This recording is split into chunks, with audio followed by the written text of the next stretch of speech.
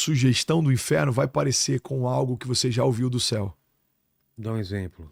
Vou te dar um exemplo. A tentação de Jesus fala sobre algo que, de fato, fazia parte do destino profético dele. Olha o que Satanás fala. Se você se prostrar e me adorar, eu vou te dar governo, autoridade, influência.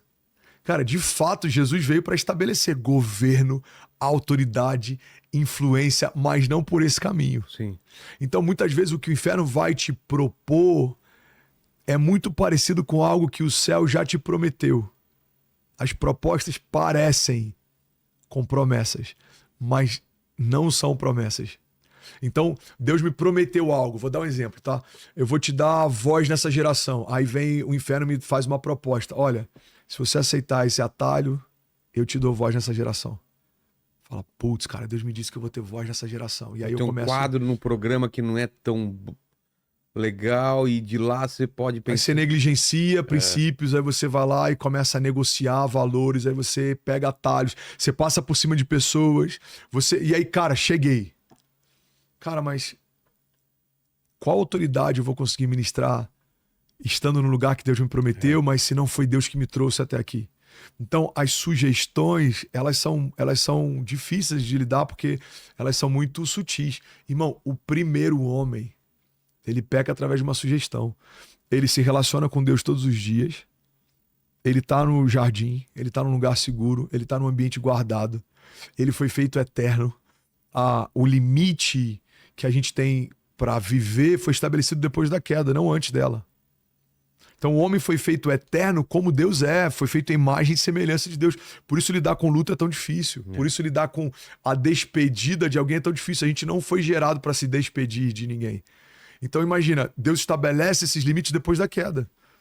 Até 120 anos, de 120 não vai passar. Agora a mulher vai sentir dores de parto. Agora você vai se alimentar do suor do teu trabalho. Ou seja, o trabalho e o suor do homem começa a se tornar algo que define o que ele vai ter de colheita depois da queda. Antes, tudo que o homem precisava, Deus já havia provido. A morte entra na história depois da queda. Então, por que isso acontece? Por conta de uma sugestão. A serpente fala, olha, se você provar desse fruto, você vai ter o conhecimento do bem e do mal. A serpente não chega nem ao ponto de dizer faça. Ela fala, se você fizer. E aí que entra a traição dentro de relacionamento. Cara, se você tiver um relacionamento, talvez vá até ajudar no teu casamento. Olha, se você abrir essa concessão, você vai ganhar mais dinheiro. Se você negligenciar esse princípio, você vai conseguir acelerar a tua carreira, enfim.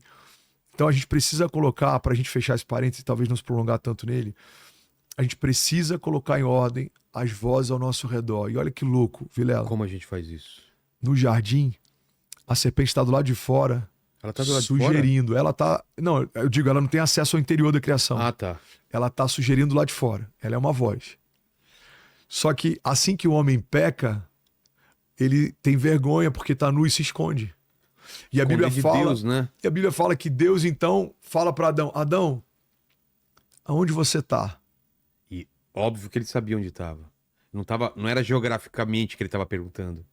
Ele está trazendo uma consciência para Adão, porque eu imagino quando Adão ouve essa pergunta de Deus, ele deve ter olhado para o lugar dele, que agora é um esconderijo, ele está falando assim, cara, o que eu estou fazendo? É. Aí Adão responde, Senhor, eu estou com vergonha porque eu estou nu. Cara, isso aqui é muito forte. Aí Deus faz uma segunda pergunta. Adão, quem te disse que você está nu? Nossa. Depois do pecado, Vilela, as vozes começam a ter acesso ao nosso interior. Aí vem a vergonha, vem a acusação. É isso. Então, a sugestão, ela vem do lado de fora. Mas depois que o homem cai, o homem caído começa a ter sugestões do lado de dentro. Então, a partir do pecado, tem uma voz dizendo, cara, você está nu. É melhor você correr. Deus está se aproximando, ele vai te punir. Você tem que se esconder. Você precisa fugir. E é isso que a gente precisa entender. Existem vozes que liberam destino, que abençoam. Existem vozes que impulsionam, que empoderam, que acalmam. Existem vozes que levam a gente para um lugar de paz. Existe um bom pastor que vai levar a gente mansamente em águas tranquilas, prepara uma mesa na presença dos inimigos. Agora, existem vozes de acusação. Você pega vários relatos de pessoas que lidaram com tentativas de suicídio, eles falam, cara, tinha uma voz interior dizendo, acaba logo com isso. Você é uma vergonha para sua família. Até quando você vai fingir? Até quando você vai se enganar? Então, assim, essas O mal vozes... não pode te matar literalmente, mas ele pode te sugerir a fazer isso. Vilela, a maior ferramenta que o inferno tem usado nos tempos atuais se chama autossabotagem. Ele não precisa te matar, ele só precisa convencer você de que morrer é uma opção.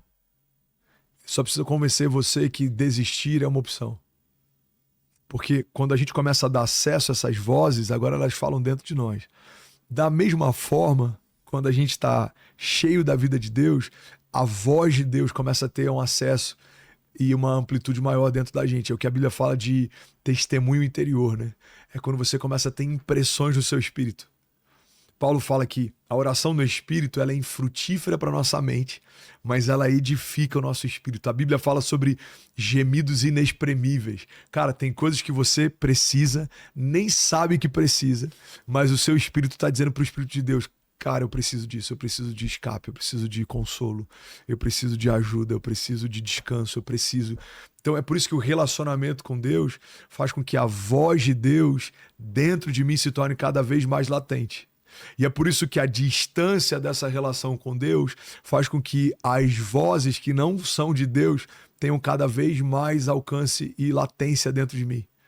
É como esse microfone, cara. Quanto mais eu me distancio dele, menos a minha voz tem alcance. Quanto mais eu me aproximo dele, mais a minha voz tem alcance. Então, a gente precisa escolher que tipo de voz vai ter mais latência dentro da gente. Faz sentido? Claro. Então, quando você escolhe os acessos que você dá, você define muito do teu futuro. Mas e quando você tá tão perdido que você não consegue discernir qual voz é a boa e qual é a ruim? Porque às vezes a mesma coisa ruim parece ser bom. Sim. A Bíblia fala que o sábio discerne o tempo e o modo de todas as coisas. André, da onde vem a sabedoria? A Bíblia também fala, cara, aquele que deseja sabedoria, peça a Deus, porque ele dá livremente aos que pedem. Você está cansado. Aí Jesus fala, vinde a mim todos vós que estáis cansados e sobrecarregados, e eu vos aliviarei. Pega isso aqui, cara, porque isso aqui é uma chave poderosa. Tudo que a gente precisa tá ligado a algo que Deus vai nos dar quando a gente se aproxima dele. A graça fala sobre algo que Deus te dá. Fala sobre uma herança. Fala sobre uma recompensa. Fala sobre algo que Deus te dá. A religião sempre vai apontar para algo que você precisa fazer. Então a religião vai falar, cara, se resolve, depois você vem. Se limpa, depois você vem. Faz, depois você vem. A graça vai falar, vem do jeito que você tá e eu limpo você. Vem do jeito que você tá e eu acalmo você. Vem do jeito que você tá e eu abençoo você. Olha o convite de Jesus, vinde a mim todos vós, que estáis cansados e sobrecarregados e eu vos aliviarei. Em outro momento ele fala, lança sobre mim a tua ansiedade, porque eu tenho cuidado de vós. Entrega os teus caminhos ao Senhor, confia nele, o mais ele fará. Então é ele quem acalma a tempestade, é ele quem aquieta a nossa alma, é ele quem prospera os nossos caminhos, é ele quem vence as nossas batalhas, mas qual é a minha participação nisso? Eu preciso me aproximar dele. O primeiro passo sou eu quem dou. Tiago fala, aproximem-se de Deus e ele se aproximará de vocês. Então você que está ouvindo a gente, talvez, cara, eu tô numa crise, eu tô desnorteado. Irmão, a mesma posição que você toma quando você acessa a TV para assistir um novo filme, você pode dar um passo para você ouvir uma pregação. Se eu colocar um louvor, um soaking, algo que aquieta a tua alma. Porque a gente precisa entender que a gente o tempo inteiro toma decisões. E a gente se torna refém das decisões que a gente tomou. Se fizer sentido para você, anota essa frase aqui, ó. A única voz que o seu futuro respeita é a voz da sua semeadura. Então eu tô mal, angustiado. O que eu faço no meu dia mal? Eu me entupo de remédio de tarja preta. É uma decisão. Eu tenho compulsão alimentar. Eu não tô dizendo que é fácil. E eu não tô dizendo que não são coisas que a gente precisa de auxílio para lidar com elas. Pode ser terapia, pode ser psiquiatria, pode ser remédio controlado para te ajudar, pode ser um grupo de apoio, igreja, pode ser o que for. Mas o ponto é, a mesma distância que leva um controle de televisão para assistir o próximo filme, eu posso utilizar para algo que vai me abençoar, me acalmar, liberar meu destino. Então a gente precisa definir para 2025 quais são as fontes que a gente vai se alimentar. Quando você define quem você ouve, você define o que você vive. Cara, quem que eu vou ouvir? O que que eu vou ler? Qual ambiente eu quero estar? Para quais lugares eu quero viajar?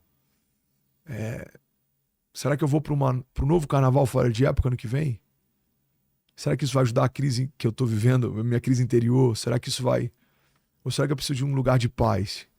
Ou será que eu preciso de um lugar de calmaria? Será que eu preciso entrar num novo projeto ou preciso terminar os que eu comecei e não terminei?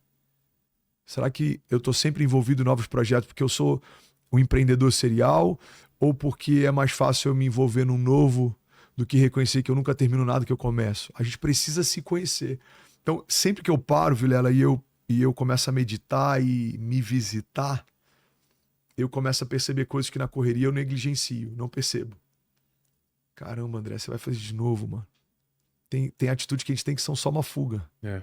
Né? O Augusto Cury fala muito sobre isso, sobre janelas killer, né? Janelas que abrem outras janelas, janelas que levam a um tipo de ação. Ele fala também sobre a síndrome do pensamento acelerado. A gente está numa geração que sofre dessa síndrome, né? A gente está o tempo inteiro pensando em tudo e, cara, a gente precisa... A palavra de Deus fala: aquietai-vos e sabei que eu sou Deus. Aquietai-vos. Talvez o que você precisa não é de uma nova palavra de comando. Seja só não ouvir mais palavra nenhuma e deixar o silêncio falar com você. E o silêncio fala? O silêncio fala, irmão. Tem uma música, eu não lembro o nome dela, não é nenhuma um ministério conhecido, mas ele fala: silêncio, eu estou trabalhando, silêncio. Eu estou falando, no meio do silêncio Deus fala demais, cara. Olha que doido, Vilela, na nossa época de escola, a gente tinha um bimestre inteiro uma professora falando incansavelmente, mas no dia da prova ela ficava em silêncio. E aí, professor, só uma dúvida. Hoje não. Hoje não. O que ela está ensinando pra gente? Você tinha que ter perguntado quando você estava sendo preparado, agora você está sendo testado. E se tem uma coisa que a gente precisa aprender, cara, é que nos momentos de teste, o mestre sempre fica em silêncio. Então tem crise que a gente não entende por que Deus não fala. Ele falou antes, ele vai falar depois, mas agora ele está testando. Agora é contigo. Agora é contigo. Então a gente aprende no silêncio de Deus. A gente aprende quando a gente se coloca em silêncio. A gente aprende o tempo inteiro quando a gente desliga o modo automático. Então você pode se embriagar, você pode se dopar, se anestesiar e deixar a vida passar, ou você pode começar a aumentar teu nível de consciência. Quem eu sou, para que eu tô aqui, por que eu tô aqui, para onde eu vou, como que os céus me chamam, qual é o propósito que eu carrego, qual é o meu chamado, o que eu vou fazer no próximo ano, o que Deus espera de mim. Quanto maior o nosso nível de consciência, maiores são os frutos, maior é a velocidade, maior é a nossa performance, maior é o nosso nível de relacionamento com quem está perto. Por quê? Porque você tem consciência. Eu acho que isso é uma coisa que os orientais eles trabalham muito bem e o ocidental ele peca muito nisso. Você pega, independente de qualquer questão religiosa em si, eu não estou discutindo agora doutrina ou linha teológica, mas culturalmente o oriental ele trabalha muito bem consciência, conhecimento interior, meditação, solitude. Eles trabalham isso muito bem. Então você vê uma sabedoria, cara, fora do comum, que é numa escala muito maior, talvez, do que no Ocidente. No Ocidente a gente tem pessoas sábias. Você vê no Oriente é muito comum você ter muita sabedoria como um senso comum. Eles têm sabedoria ao se alimentar, eles conhecem sobre alimentação, sobre, né, enfim, sobre o corpo, sobre aonde dói cada coisa. Você pega a medicina né, asiática, tem coisas que você fala, cara, mas por quê? Porque eu acho que eles se analisam muito. E no Ocidente a gente tem uma construção que é de alta velocidade o tempo inteiro, alta performance o tempo inteiro e negligenciando. Eu tô com dor, remédio para dor. Eu tô cansado, energético. Eu não durmo, ansiolítico. Eu tô